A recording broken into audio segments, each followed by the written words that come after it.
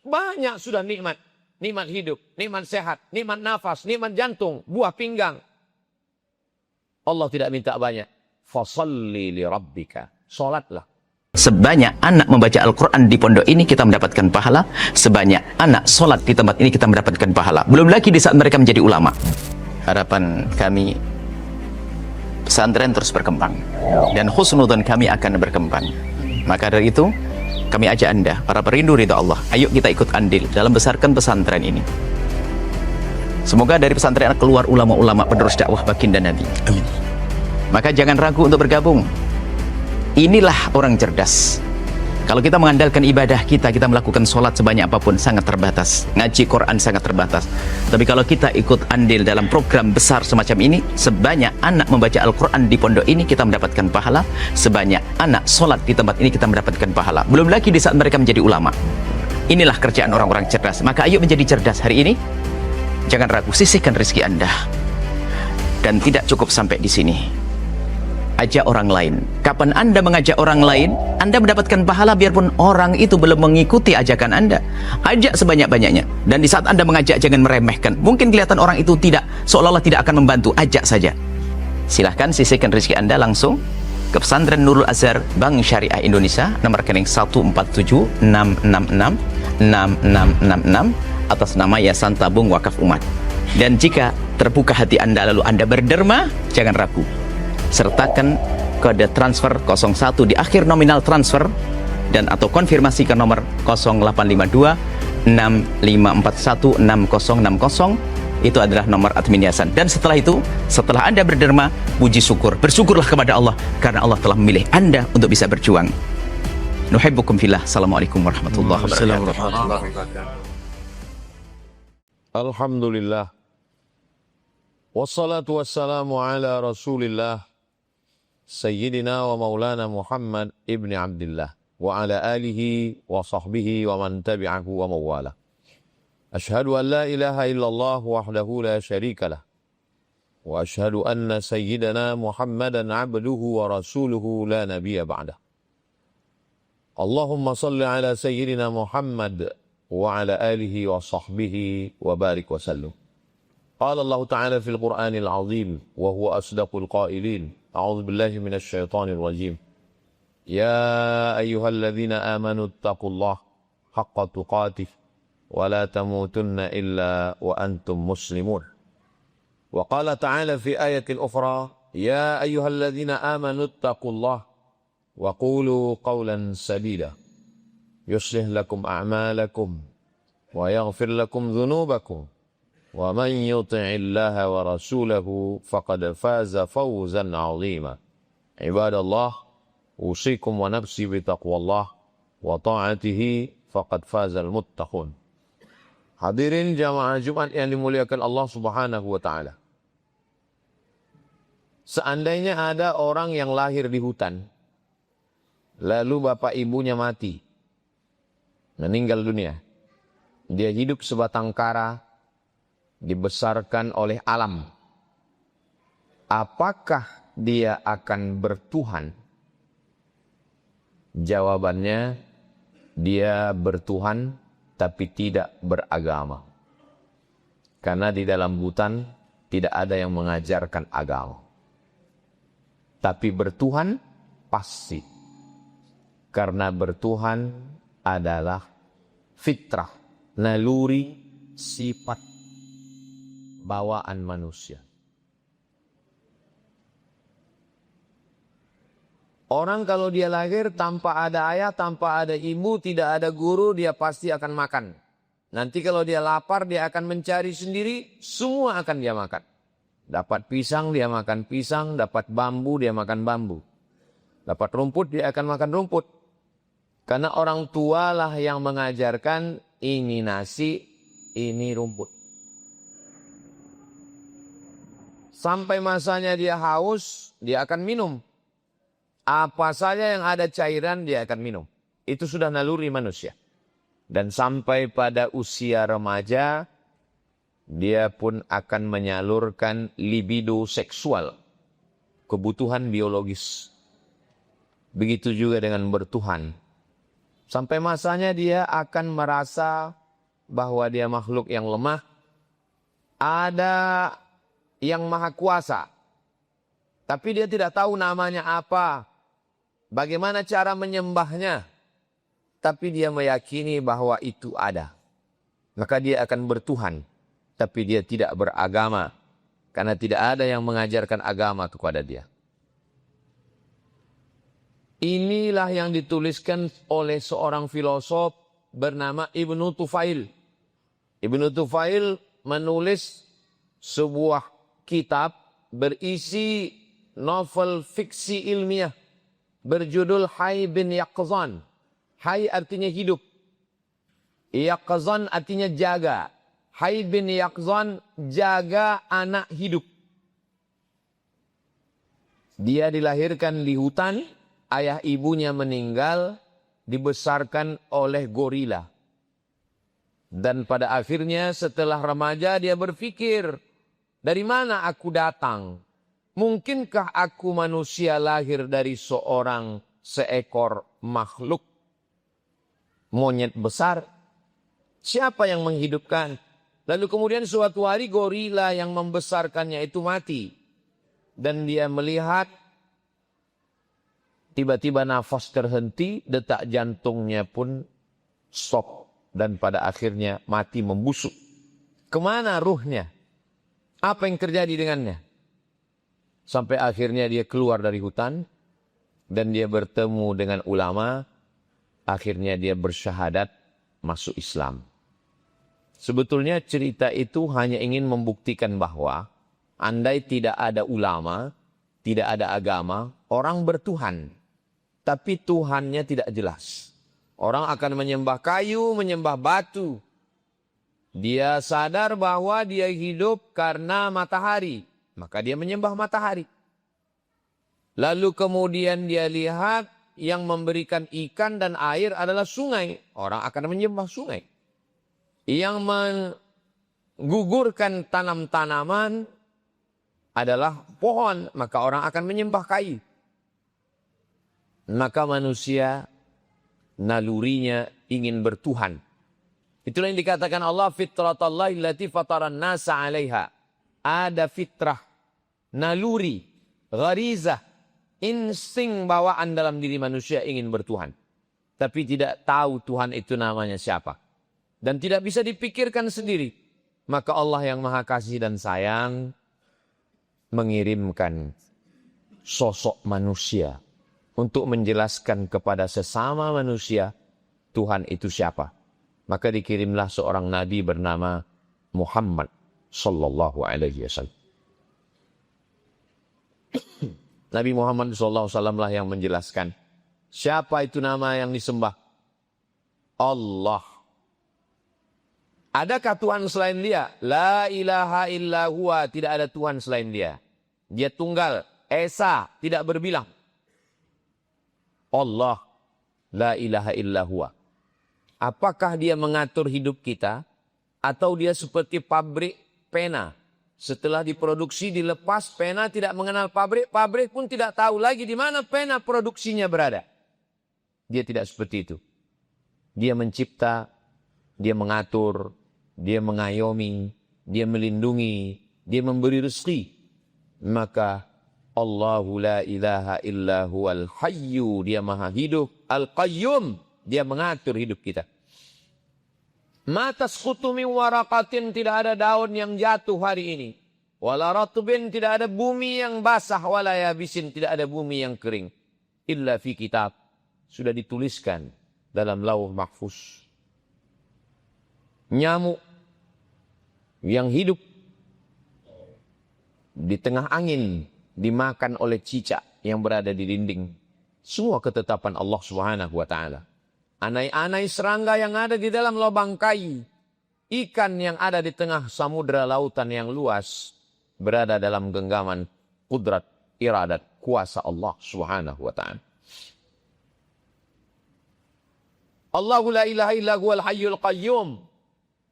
Apakah dia lelah? Apakah dia capek? Apakah dia letih? Apakah dia mengantuk? La ta'khudhuhu sinatun wala naum. Kalau memang dia ada, sehebat apa kekuasaannya. Lahu ma fis samawati wa ma fil ardh. Adakah yang bisa menolong selain dia? Adakah sekutunya?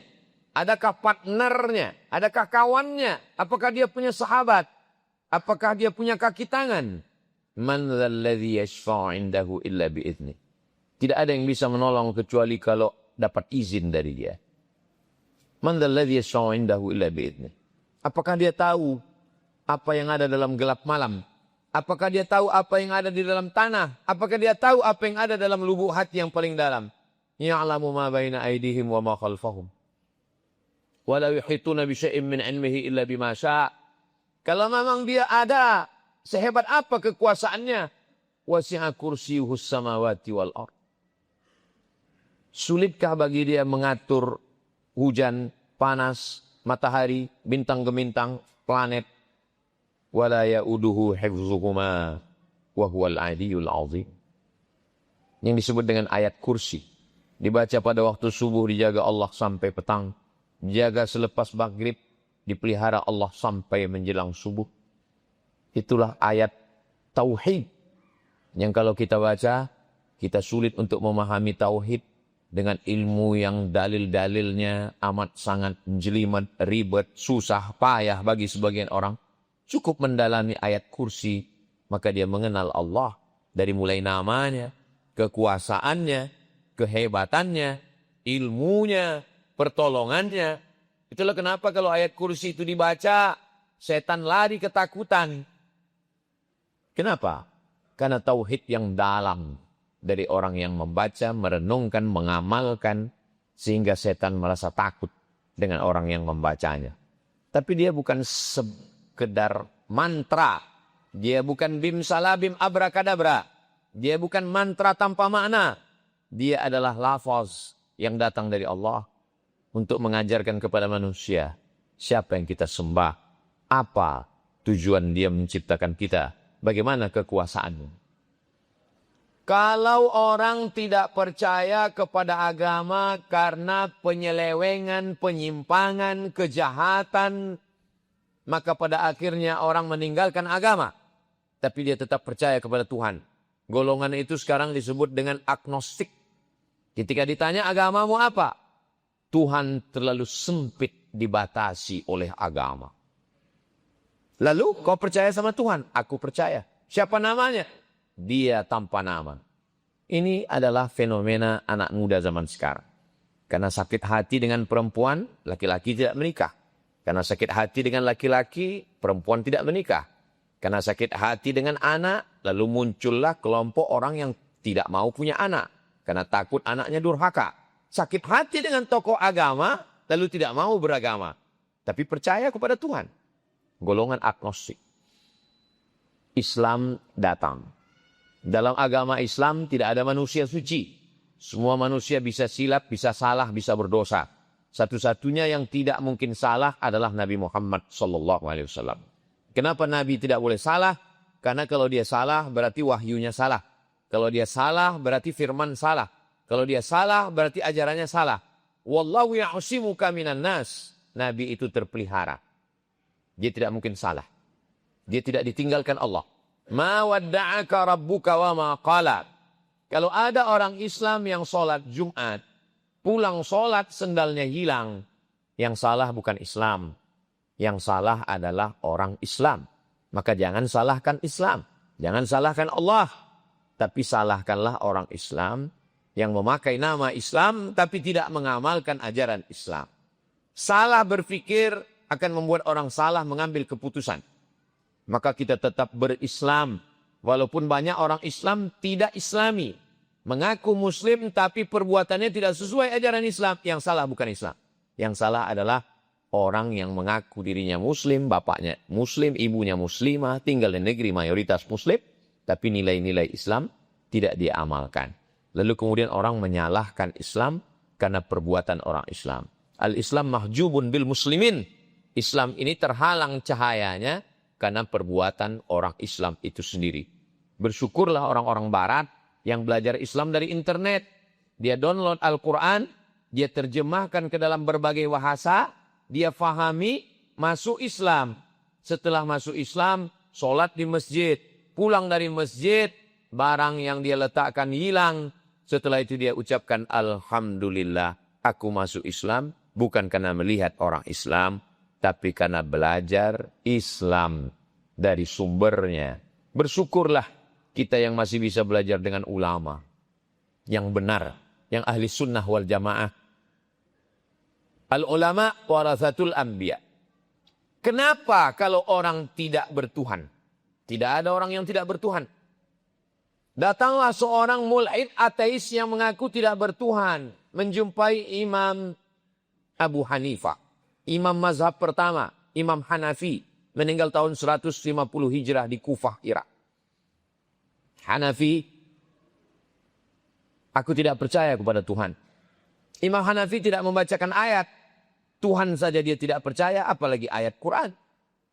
Imam Hanafi tidak pakai hadis Nabi. Tuhan saja dia tidak percaya, apalagi Nabi, apalagi hadis Nabi. Mereka tidak bisa diajak berdalil. Lalu Imam Hanafi mengajaknya berfikir. Seandainya kau naik perahu. Perahumu sampai di tengah laut. Dipukul ombak, dihempas gelombang, karangnya tajam, angin puting beliung, perahumu hancur berkeping.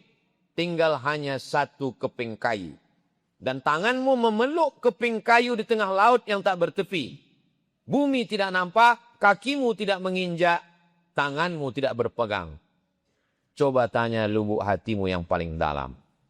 Adakah di sana dia yang maha kuasa selain engkau? Jawab dengan jujur.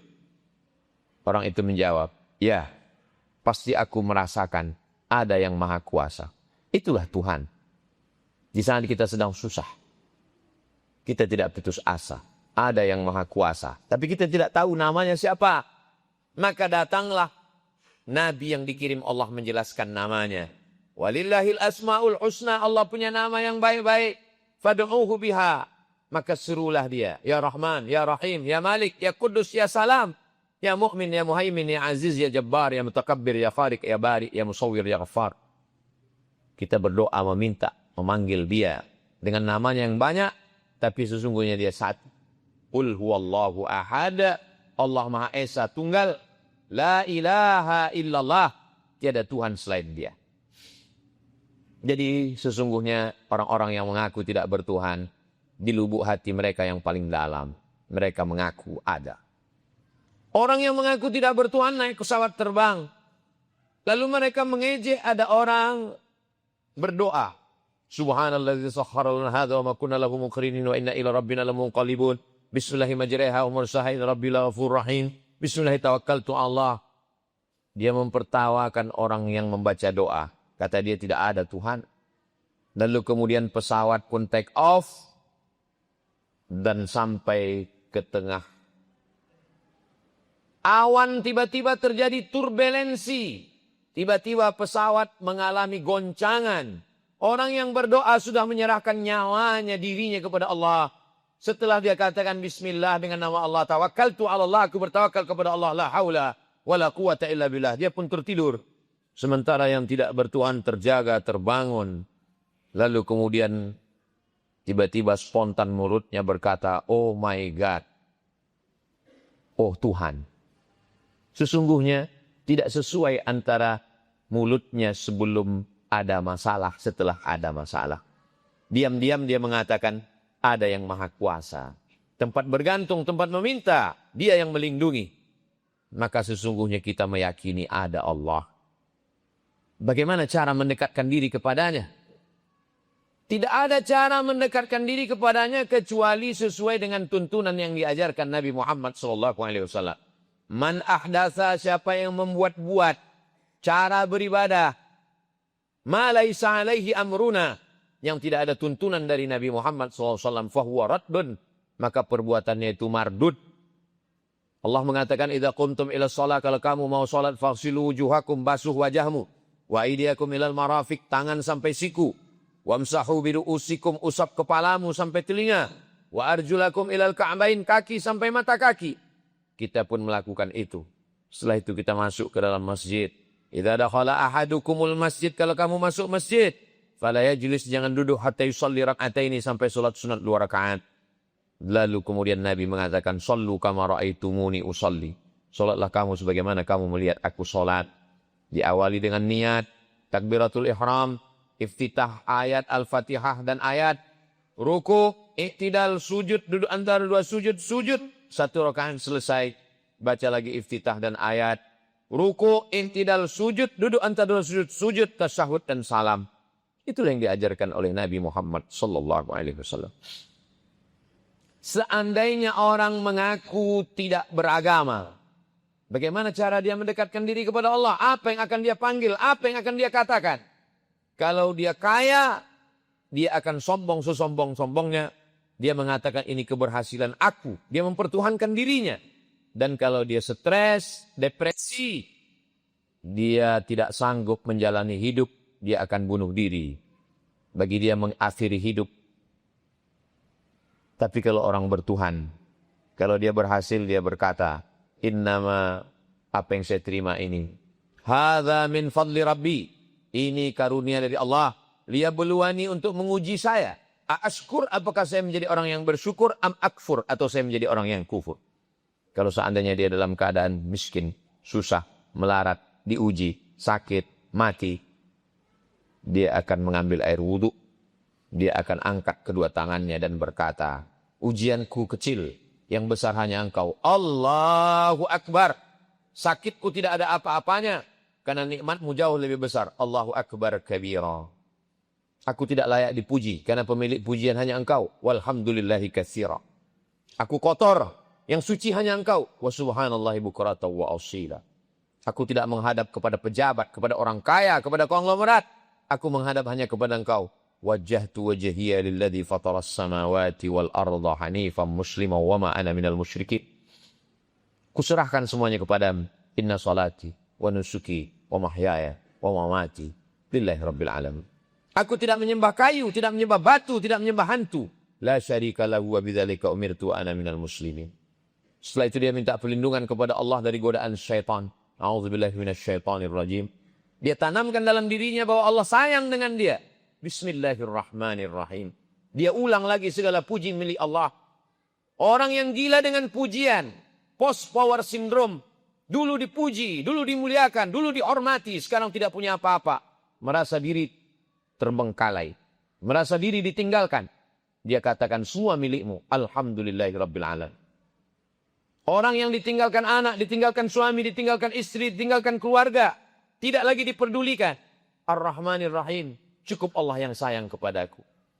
Aku bukan apa-apa. Aku tak punya kuasa. Pemilik kuasa hanya Allah. Maliki yaumiddin.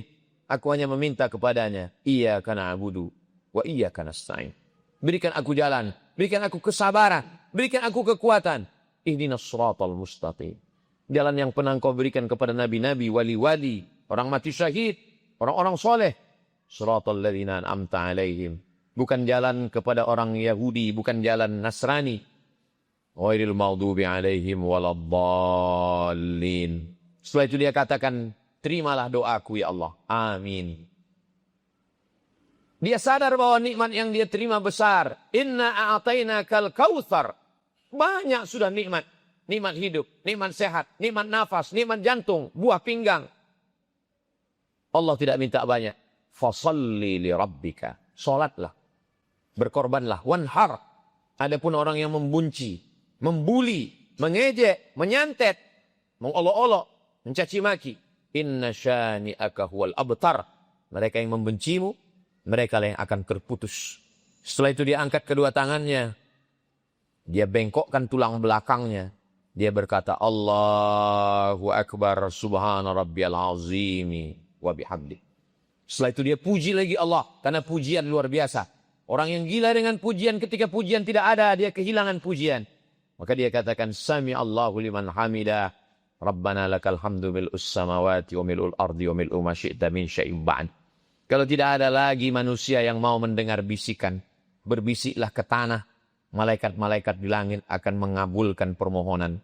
Maka dia tempelkan keningnya ke lantai, ke tanah, dia berbisik berkata, Subhana rabbiyal a'la wa bihamdi. Setelah itu dia duduk. 8 permohonannya kepada Allah. Rabbi firli, warhamni, wajburni, warfa'ni, warzuqni, wahdini, wa'afini, wa'afu anni. Setelah itu dia ulang lagi.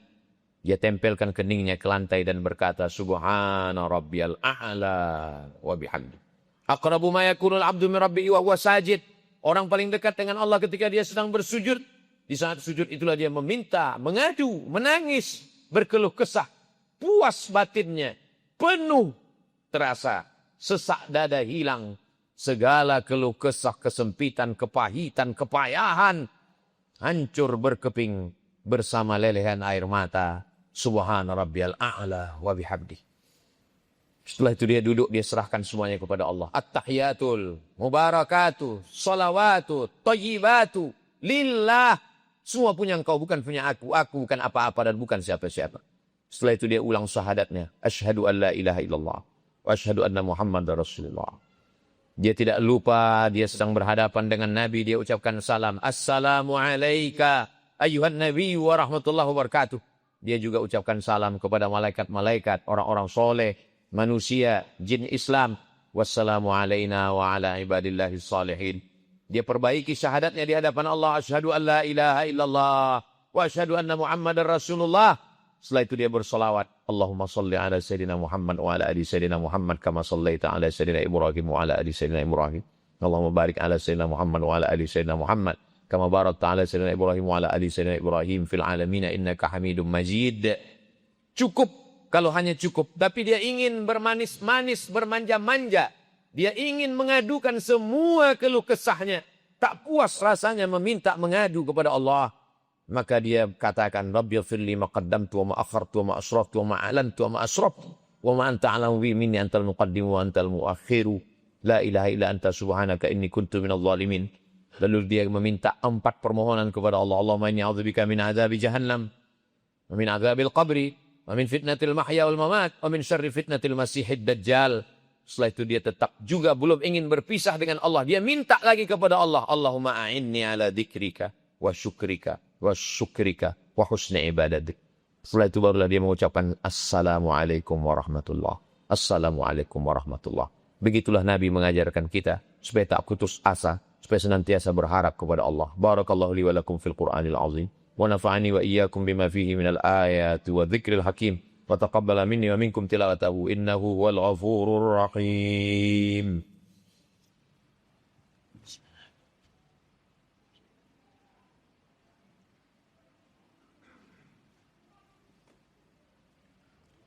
Alhamdulillahilladzi bi ni'matihi tatimmus shalihat. Wassalatu wassalamu ala sayyidis sadat.